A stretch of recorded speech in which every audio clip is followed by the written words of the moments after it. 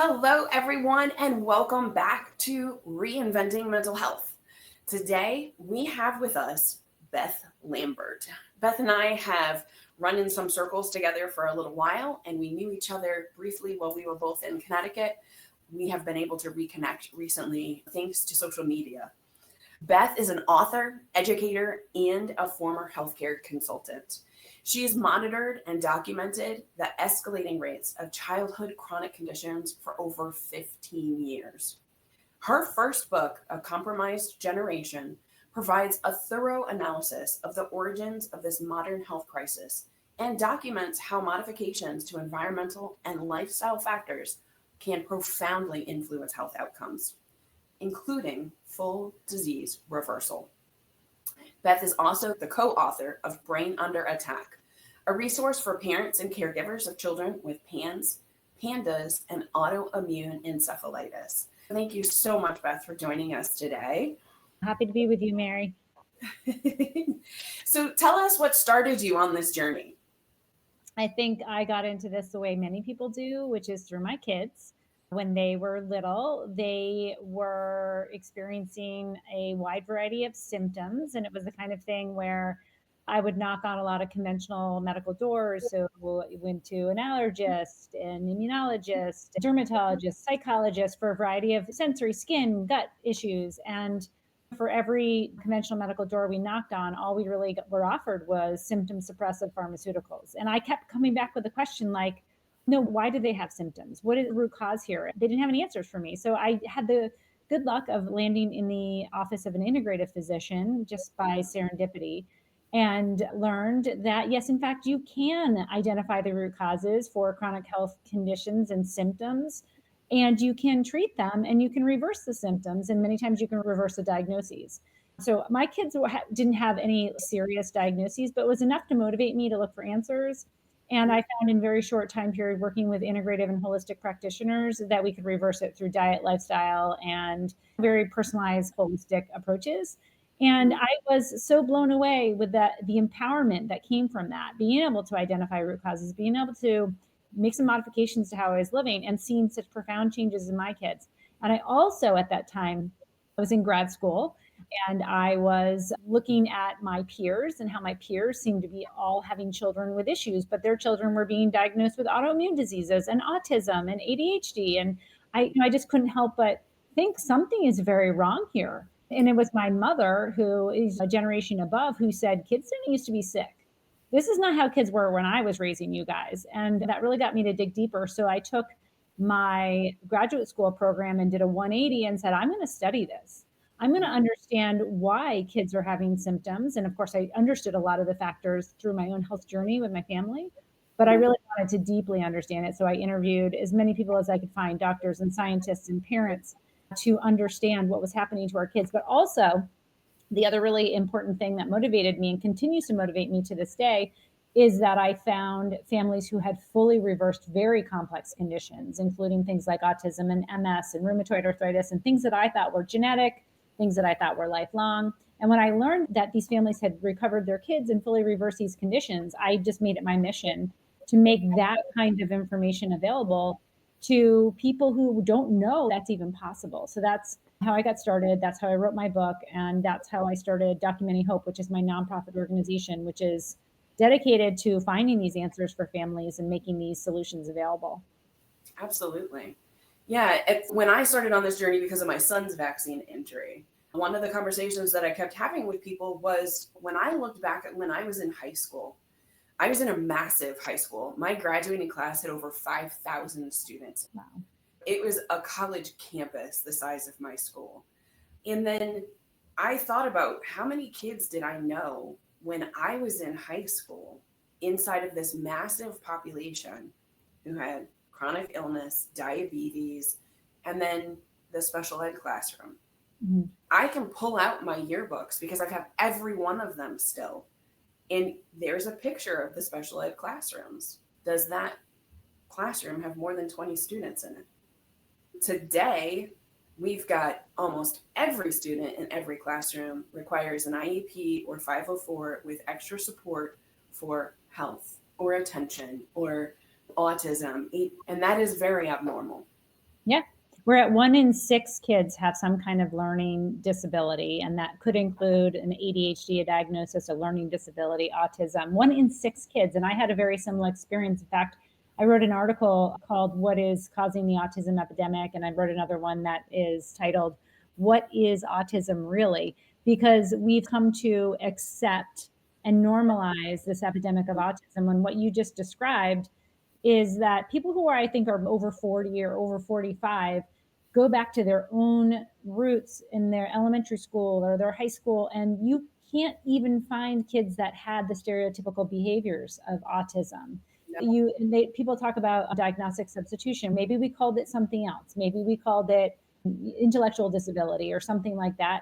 There's been very good, thorough epidemiological studies done that demonstrate that it cannot be diagnostic substitution. We're not just calling it something different. We have more kids impacted and way more kids. And any of us who have that as our real life experience can relate to that. Yeah. And so my career actually started in this field when I was 18. My stepmom worked in group homes for adults with disabilities. And I remember the group homes that I worked in. These were not people with autism. These were profound disabilities, most of them in wheelchairs, really severe behavioral disorders, and people who had been very badly abused because of their disabilities. And that organization had been around for 50 or 60 years. I still know people there. And they're saying when I was there, they got their first person on the autism spectrum disorder. And she was really young. She was like 17 or 18 years old.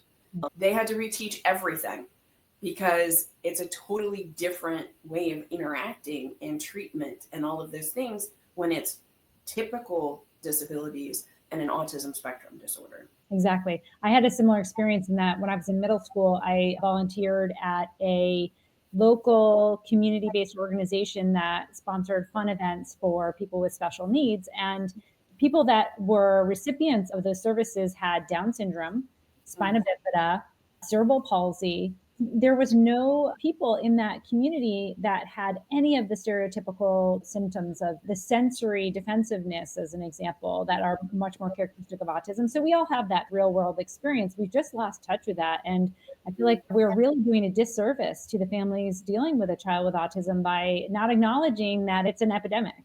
Yeah. We're not placing stigma on autism. We're identifying it as what it is. It is a health condition. And that is why we have a health diagnostic code, just like we have a health diagnostic code for diabetes or cancer or lupus or any of these other things. We really do have to treat it the same way. If we can help the symptoms, why would we not do that? Exactly. It's something called diagnostic overshadowing, where if you have the diagnosis, they just dismiss the symptoms and medical or health symptoms as part of that diagnosis. It happens even in Down syndrome, where you have something that is chromosomal and you can't make changes to the chromosomal situation in Down syndrome, but people dismiss the functional health imbalances in people with Down syndrome because they have Down syndrome. Whereas if you treated them by looking at their imbalances, mitochondrial dysfunction, immune dysregulation, allergies, gut dysbiosis, these things all exist in people with Down syndrome. If you treated those things, they would have a much better quality of life, would be higher functioning, and would feel better. But that doesn't happen because they're like, oh, they have Down syndrome. And these things are all secondary to Down syndrome. The same thing happens in autism, where like they have autism and people with autism have gut issues and behavioral issues. And no, that we can treat those things medically. We are in 2025 where you have so many amazing diagnostic tests, functional labs that you can take to assess mitochondrial dysfunction, to assess microbiome imbalances, to find out what's going on in terms of inflammatory markers, nutritional deficiencies. We have so many tools at our disposal in terms of technology and knowledge. They're just not being applied because we're stuck in the old paradigm that autism is genetic, and it is not. It is partly genes, partly environment. A focus on medical issues would get us into an entirely different situation with everybody who has that diagnosis. Yeah. And so the phrase that I hear frequently in the field of epigenetics and in the functional healing communities is genetics load the gun, but diet and environment pull the trigger. And that's such a huge part of this conversation. Exactly. Genetics can be incredibly valuable. You can find out specific things about your genetics Yep. and make modifications. Like, are you a poor detoxifier? Let's support you with certain nutrients that help you detoxify. Or maybe you don't utilize vitamin D the way everybody else does. How can we support that by getting you more sunlight? Things like personalized medicine. That's what genomics really offers for us. And actually, in our counseling practice, we actually do that. We do MaxGen, and we use the Works panel because when we have kids coming into our office and they're 3 years old and they've got anxiety through the roof, what 3 year old like that? What do they have to be anxious about? They're three. Exactly.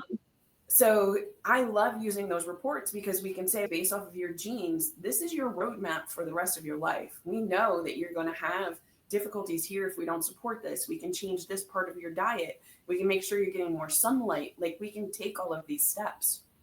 And that's the future of medicine, is personalized. It's just that our system has not caught up with that. And also, if you think about what our system is designed to support, it's 5 minutes with a practitioner that's reimbursable by insurance. And if you don't fit into those criteria, you can't access care. So the type of interaction that's required between a patient and a practitioner in this personalized medicine environment is time. You need to ask questions. You need a detailed medical history. You need some of that testing that can be helpful to personalize care.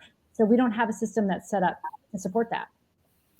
And part of that is related to the healthcare system and insurance, right? As a provider that does accept insurance for counseling services, we are constantly having to battle with insurance companies over what are we allowed to do? How much can we bill for it? How much time can we spend with this person? When people step outside of the traditional healthcare system and then working with health coaches and functional doctors and naturopaths and nutritionists, you can't use your insurance for that, but you are seeing such a massive improvement in your health and well-being. That's why what we do at Documenting Hope is often find the areas of someone's life that they have control over, that they can, things that they can do without needing a doctor or certain kinds of therapeutic services. So we teach parents, for instance, about how to reduce the total load of environmental toxins in your home that adds additional stress to the body. How do you help support a healthy microbiome through diet and nutrition?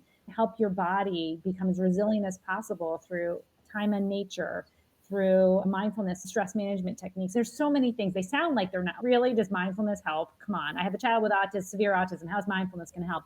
It isn't just like that. It's not a one particular strategy. It's really thinking about how we live our lives in the modern world and trying to unwind some of the modern stressors and some of the practices and habits that we have that are just unhealthy for human bodies. And there's so much that people can do on that front. And then when you get into more complex conditions, you can really benefit from working with a practitioner who has additional tools, whether that's laboratory diagnostics, nutritional supplementation, or genomics, or whatever. And we need to get to the place where maybe we have a system that supports that. But in the meantime, parents need to know that there's so much they can do on their own to get started, because so much of it is about what we're doing every day in our homes. So what are some things inside of the home that parents should be looking at? So I think if you put it into the context of understanding that our bodies are expressing symptoms because they're out of balance, because something is dysregulated. For instance, you could have your microbiome as an example. I talk a lot about the microbiome. You could have, through some antibiotics or chemicals or other exposures, create a situation where the microbes in your gastrointestinal tract are not as diversified as they should be. They really need to be a healthy ecological system, robust, diverse, many different kinds. So that's the seat of our health. Our microbiome, our gastrointestinal tract, is the seat of our health. So there's so many things that you can do through food and everything that you do every day. You eat 3 meals a day, and you can influence your microbiome positively or negatively each time you open your mouth and you put food in there. You can influence your microbiome by deciding whether or not to filter chlorinated water. You can reduce the toxic burden from chlorine and fluoride and other kinds of toxins that are in water.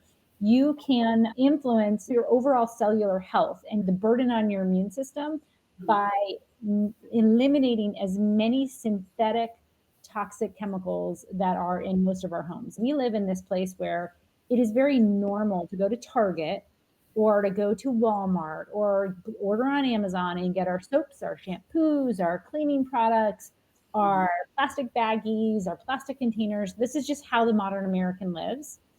And the problem with that is most of these products, these consumer products that are readily available, that we use every single day, that we've been acclimated to as normal, most of them contain toxic chemicals that are carcinogens, endocrine disruptors. They might impact and cause birth defects. These things are everywhere. There's more than 80,000 chemicals that are currently on the market that have never been tested for human safety. So what we can do in the home is try and minimize our exposure to synthetics as much as possible. So that's in furniture, personal care products, in your cleaning products. It's pretty much everything. How does the average person sort through that and know what's toxic and what's not? The basic rule of thumb is you try to get as close to nature as possible. So if you're choosing two soaps, and one is Castile soap made basically from coconuts, and the other one is synthetic petrochemical based soap that's got 75 ingredients and you don't know what they are, you just read the label and then you make a choice. It comes down to really starting to pay attention to the very little choices we make every single day and trying to do things that are just more in alignment with nature, whether it's the products we use or our daily practices. I think as in the modern world, we've become so accustomed to staying up late because we have lights, electricity, we have these devices that keep us entertained, we got lots of stuff to do in the evening. But human beings developed over millennia just going to bed when it's dark. Like we went to bed and we slept and our bodies repaired. And when we slept, like that's what sleep is partly for. So we don't do that anymore. And we just kind of have to think, all right, our bodies are not adapted to the way that modern humans live.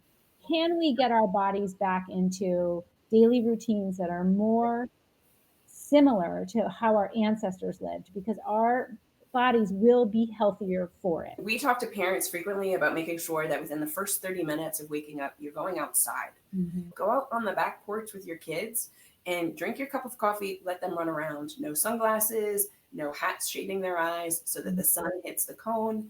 And we are stimulating all of the wonderful natural processes that our brain and our body were made to do. Exactly. It's so simple, right? Like you just described a very simple thing. And I think because of its simplicity, people don't believe that actually matters. But there is very rigorous science behind regulating your circadian rhythm, like what touching the ground actually does with your bare feet. Like it sounds like that can't possibly be healing, but there is really good science behind it. And it is just because it's simple doesn't mean it isn't powerful.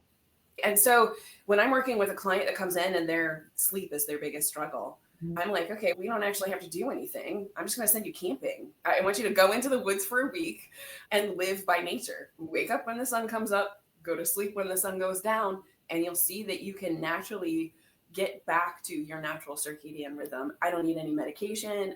It doesn't cost anything except for a campsite. Yeah, that's just really good advice because sometimes people don't believe it until it's experiential, until you've experienced it. So if you force yourself to do something like that and experience it, then you learn and you're like, okay, I'll turn the lights down in the evening now. Okay, I'll turn the device off. And so even inside of your house, like the white lights, they feed parts of your brain that we don't want being fed in the evening that stimulate us and keep us awake. But you can do simple things like replace those bulbs with red light bulbs. When somebody first said that to me, I was like, yeah, that's like creepy. Like the house looks so weird. It's creepy until everyone's doing it, and then it's normal. So we started replacing bulbs one at a time in lamps, and we have red light bulbs in every single one of our lamps. At least one of the bulbs has been replaced with red, and it's the only one that we turn on after dark. I love that. That's so great. Even just turning your lights down or replacing with incandescent rather than LEDs and these little things that you can do. Of course, red lights is great. That's perfect. It makes it feel like it's campfire time. But I feel like people are more and more waking up to these kinds of little hacks that you can do. You can live in the modern, you don't have to be camping. You don't have to live in the woods. That would be great for your health, but you can live in the modern world, in our modern context, and just make little tweaks like that. Yeah. When you're working with families, I know we have to tell them, no, I'm not telling you to go home and empty out your entire pantry. That's not realistic.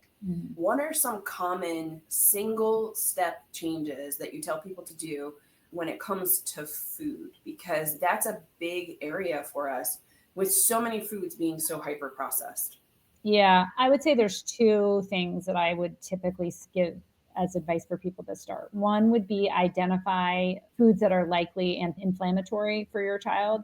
For some people, it's so common you hear about gluten and dairy as a problem for people. Why? Because They're probably the most common foods that we eat as a society. What happens when you have an imbalanced body is you develop a leaky gut and you develop sensitivities. So every time you eat these foods, you get inflammation in your body, and then your body uses up resources to deal with the inflammation, and then becomes a vicious cycle. So you can give your body a break by identifying some of those inflammatory foods.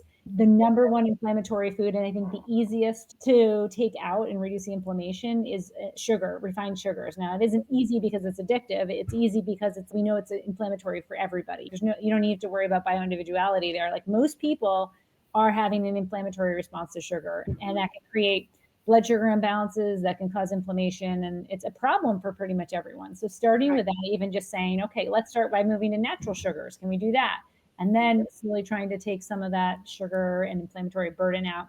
The other thing that I say for people in terms of the one thing that you can do, I love this with kids too, is try to explain to kids that when you're eating food, you're not just feeding yourself, you're actually feeding a colony of trillions of microbes.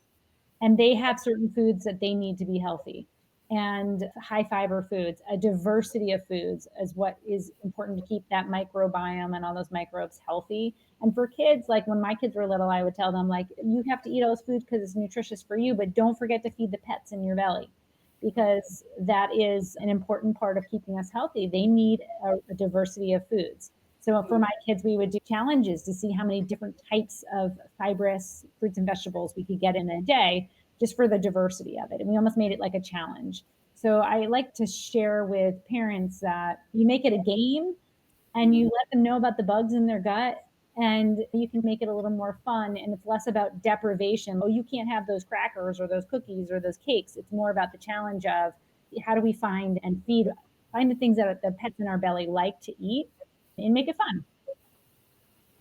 So, how do you handle that with kids that are like OCD germaphobes, especially Mhm. like pans and pandas?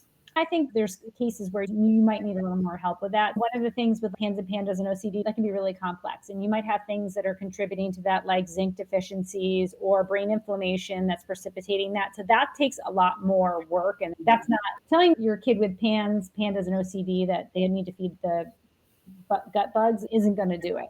So that takes more of a medical management. So I mentioned zinc as one example. Low zinc is oftentimes associated with anorexia, anxiety, OCD symptoms. So zinc and copper need to be in balance. So sometimes that's a little example of a hack and one step people can take towards trying to overcome those OCD symptoms or those anxiety symptoms. Essential fatty acids are another one. If you can get certain supplements in, sometimes that moves them away from those behaviors. Cognitive behavioral therapy can be helpful for overcoming those kinds of things too. And there's no one way to do it. Every child's bio-individual. Mhm. So I think for those kinds of cases, that's a longer term play, and you have to work on what's the greatest imbalance right now and what can I actively get to help my child progress towards a more balanced state. And there's other tools that are available too for those symptoms of OCD and PANS and PANDAS, anti-inflammatory kinds of therapeutics you can do. But it's definitely a little more challenging, and having a practitioner who's used to that is a lot easier than trying to go that on your own.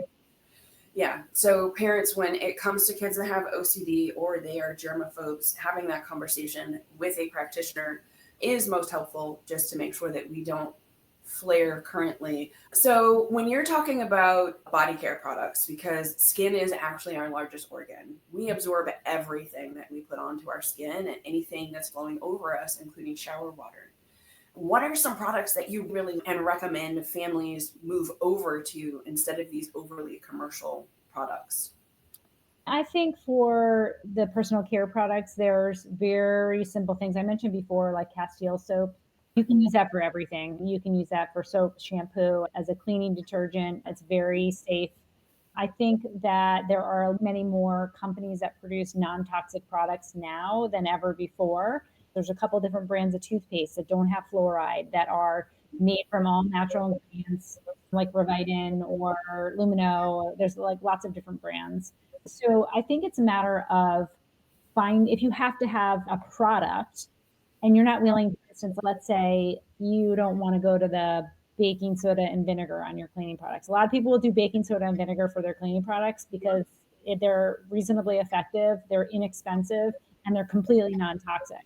But sometimes people are like, yeah, but I want a spray bottle and I want it to smell good. There's Yeah. that sort of those emotional attachments we have to products. There are so many products out there that can replace the toxic ones. So for instance, there's a company called Branch Basics that has non-toxic cleaning products, inexpensive. You can actually, I think, even get it some Target and some other kinds of large big box stores now.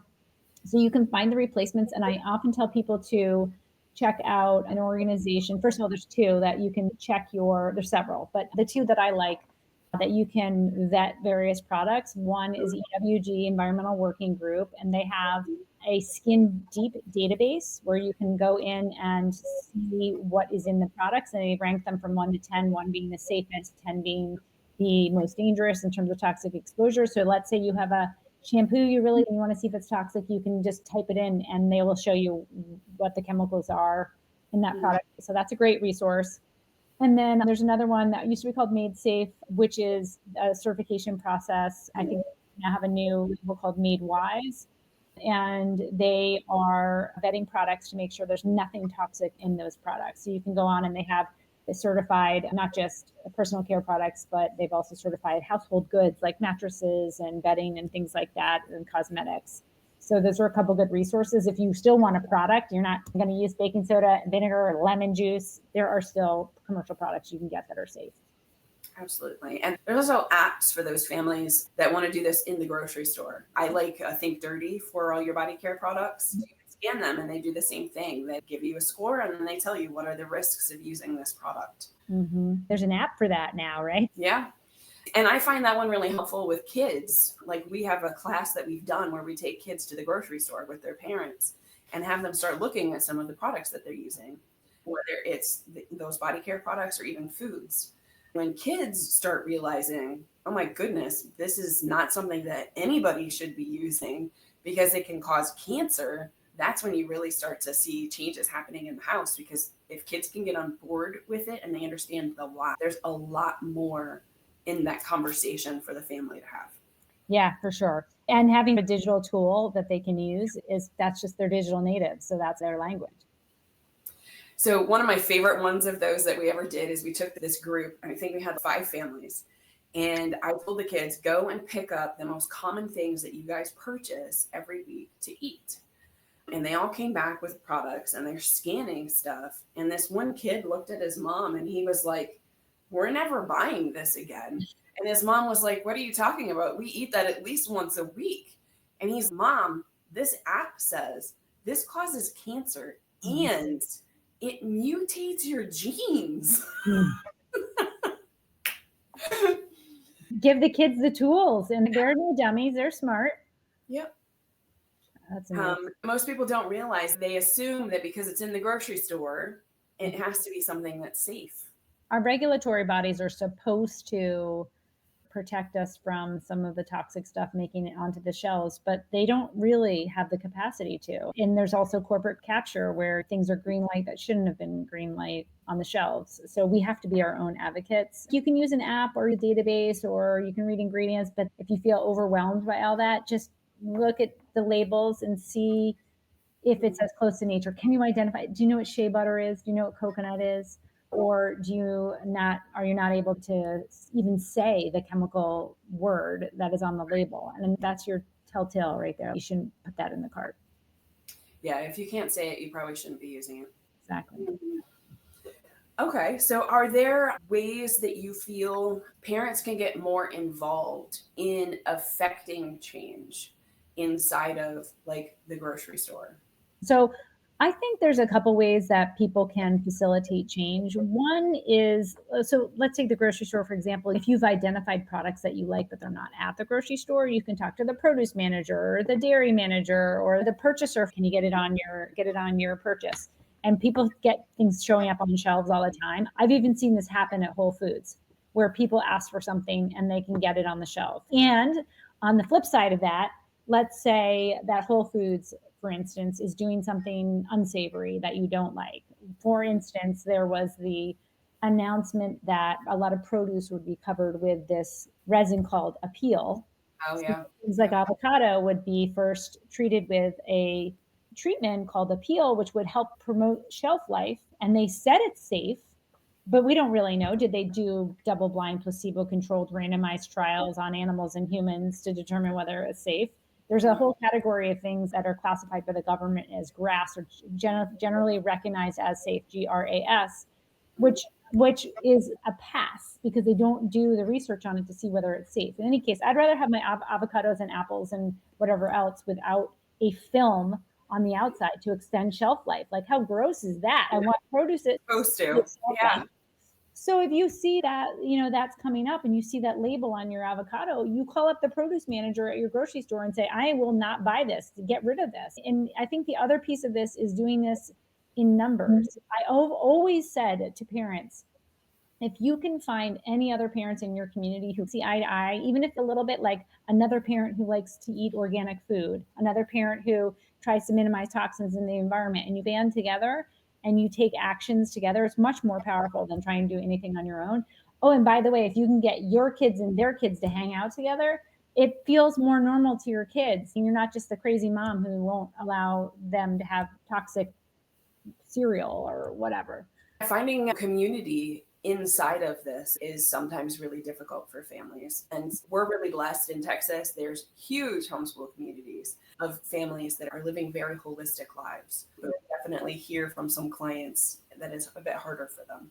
Oh, for sure. And it's not in every community that has that locally. And so sometimes you need to find those communities online. There are Facebook groups that people find where you feel less alone and you make it feel more normal for yourselves. We created an online community called Healing Together, which invites people from all over the world. Actually, we have some members from South Africa and Chile and France and all different places who have made a commitment to try and work on their child's health and healing. And they join this community, and we have these live calls. We have live calls with integrative physicians and health coaches.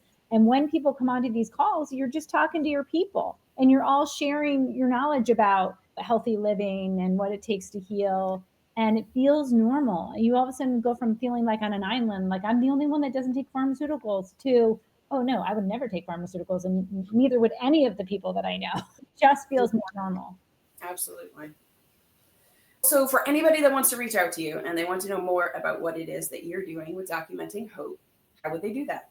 You can email me at beth@documentinghope.com. That's a way to reach me directly. But you can also go to documentinghope.com and you can learn about the work that we do. We have free articles, free newsletters, practitioner directory. We train health coaches and we run research studies. We're actually going to be opening some of our research later this year. We are enrolling 12 families who have a child with autism into a research study helping test a model of care that will hopefully reverse symptoms and possibly even diagnoses in autism. So if you are interested in learning more about that, you can go to the website, documentinghope.com, scroll down to the bottom, and there's a place for you to enter your email, and then you can stay up to date on both our free webinars and our research opportunities. Very cool. All right. Thank you so much for joining us today, Beth. I appreciate your time. I know that you are a very busy lady with all of the things that you're doing. And thank you for our viewers for joining us. Please make sure you like, share, and subscribe so you know when our next video is available.